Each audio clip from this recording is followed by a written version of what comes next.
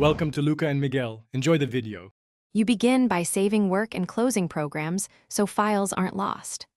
Once done, open the Start menu and choose Restart while holding the Shift key to force the advanced startup options. This ensures Windows boots into recovery.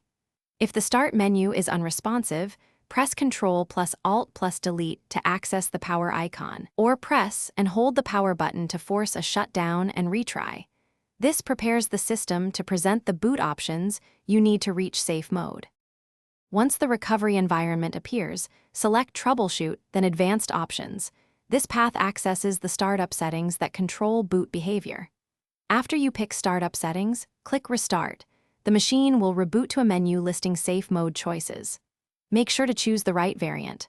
Press F4 for safe mode, F5 for safe mode with networking, or F6 for safe mode with command prompt, because each provides different tools and drivers useful for diagnosing the problem at hand.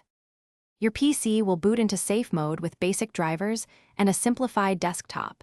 This makes troubleshooting easier because problematic drivers and services stay disabled. Use Device Manager, System Restore, or uninstall recent updates while in safe mode to fix the root cause. These actions are safer when background processes are minimized.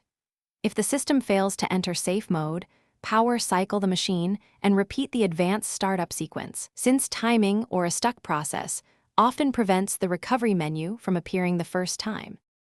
Thanks for watching and please subscribe. It's the best investment you'll ever make.